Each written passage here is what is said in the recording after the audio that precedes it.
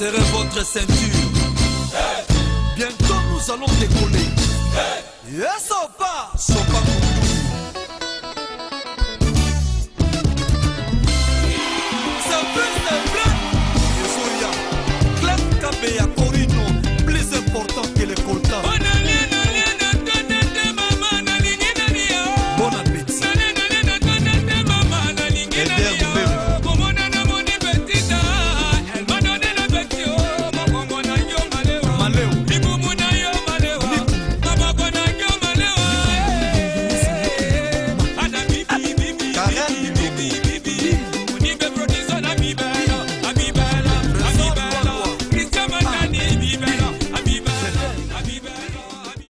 Déjà les gosses, balé là bango yé papi Ken.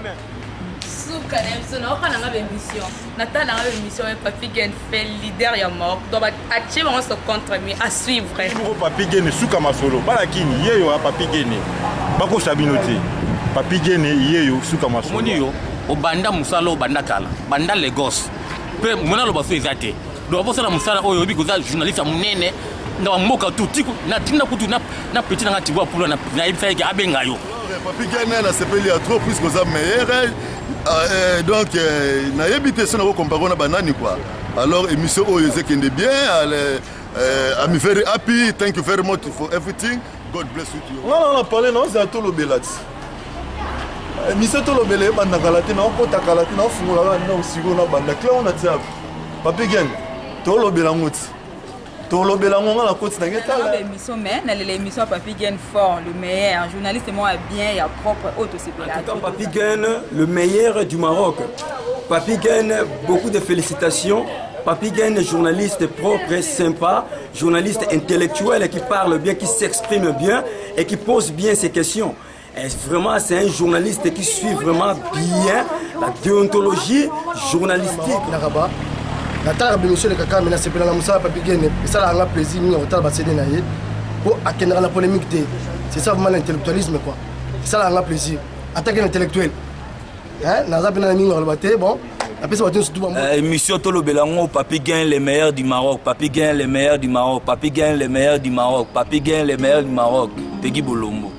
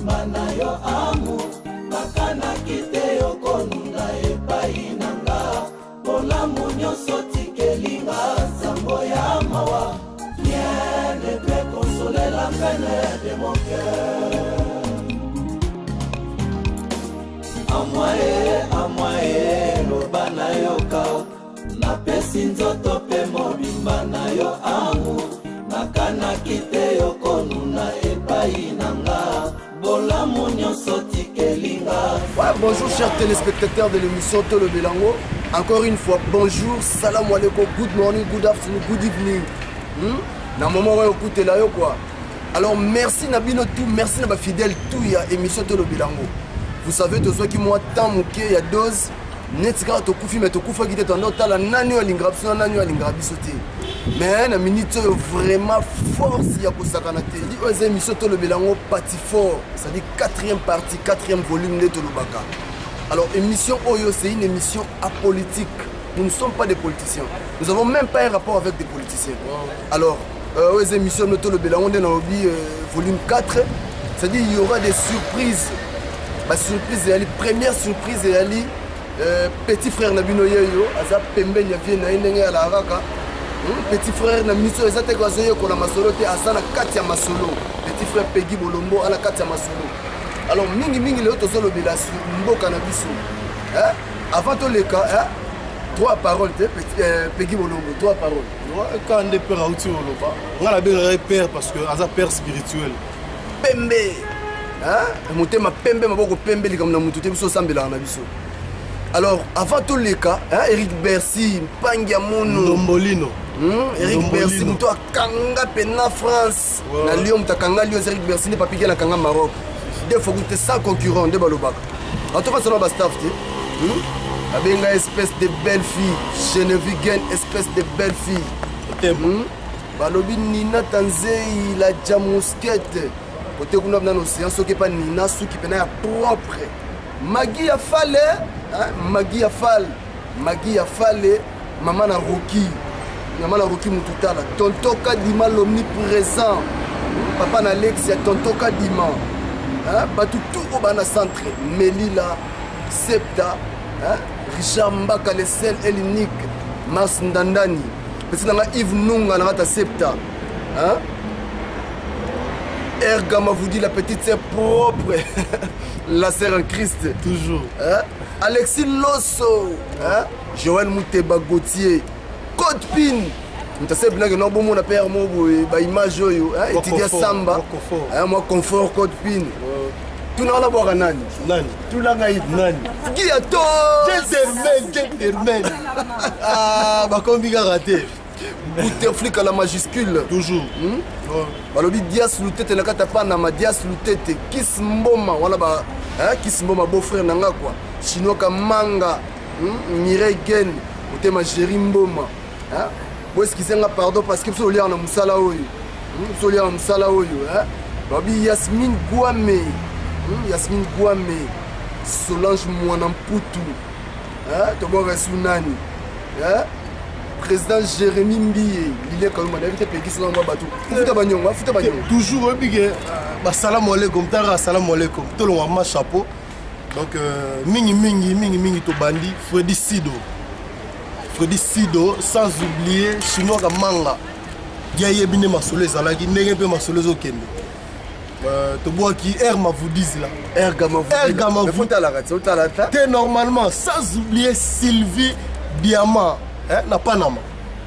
Sylvie Diamant na Panama, fiston d'Orel, grand frère propre. Toussaint Bolombo. Mouto Akani Masolo, Toussaint Bolombo.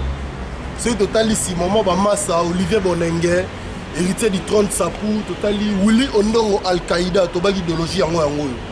On a père. Père spirituel. On vient aussi Colomba. On a un cas de notre aussi Colomba.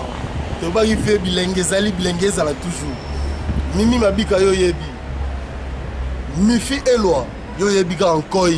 Ya on va douter donc na yebi ceux qui veulent ressources ndé ni ko. Ouais, micro tambola ki ndeto lobaki, micro tambola ki. Biso petit frère to fula e. Peki bolombo boya mbebe na bien esprit ya bien la papa na bino parce que a petit mo gauti d'abord na bonne famille, famille bolombo ya na famille Gain. Il y a bonne famille au Ayebi Ayebi. Vérité à moi. Et ça vérité elle au Koutati. Famille qui est une bonne famille. Petit nanga Fabregas. Deuxième fois quand la deuxième fois na mboka Fabregas. Alors ça c'est pas le temps peut-être ya Rolobela. Bilamba. Sobe Bilamba on te dit Diba. Qui Diba. On te dit Diba. Tu as te vie to lobaki soko l'équipe biso kende poto. So l'équipe so kende ki. Mais le l'équipe biso te biso to le kayo. Donc, ils attendent pour tu Rolobela Magamba. Parce que notre pays, ils ont pas. Parlons un peu de chez nous. Voilà. Voilà. Totalement bon. Ils ont le Bilamba, tam sous na palais, na mboka, tam sous mer, tam sous à l'été. C'est la honte. Avant qu'on l'obéla et lamba, est-ce que vous avez bien? Est-ce que mboka nous a bien? Alors, micro tambolaki. Il y avait des réactions des gens, tu vas réagir ça qui à propos il y a Mboka Nabiso. Donc suivez ensemble avec nous. Merci. Sincèrement, Gain, d'abord on a remercié puisque au plus une occasion on a s'exprimer les lots à travers cette émission concernant RDC. La RDC c'est ma nation, ma patrie. J'aime bien mon pays. D'ailleurs, tu m'as trouvé dans Ndaku, devant mon mandataire. J'ai travaillé sur la RDC toujours. J'étais en ligne d'abord avec Félix Etienne Tshisekedi qui nous donnait l'arrivée de Tshisekedi à Kinshasa, comment marrer humain et qui a accueilli Papa Chichi, le futur président bien sûr, et à RDC déjà en janvier 2012. yende mutazala présent na biso. En tout cas, grand merci pour l'occasion au Pissinga une fois de plus. Donc pour en répondre à la question, le Congo va mal. Si le Congo va mal, c'est parce que nous les Congolais, pour ceux qui partent dans le cannabis, c'est parce que nous les Congolais, nous avons vraiment l'amour et l'ambokati. Nous avons vraiment l'amour et l'ambokati. Les lots où ils ont mangé aux les cannabis, nous les Congolais de l'étranger, nous avons plus de vision que les Congolais au Batika et à Kinshasa. Et bah, la raison pour laquelle nous sommes là, et si on est là, c'est parce que le Congo va mal. Mais c'est à nous de faire quelque chose pour que le Congo change. Beaucoup se demandent, Congo est salani pour nanga, mais tout n'a pas yo salani pour na Congo. Yo sala vraiment nini pour na Congo. Musalo salaka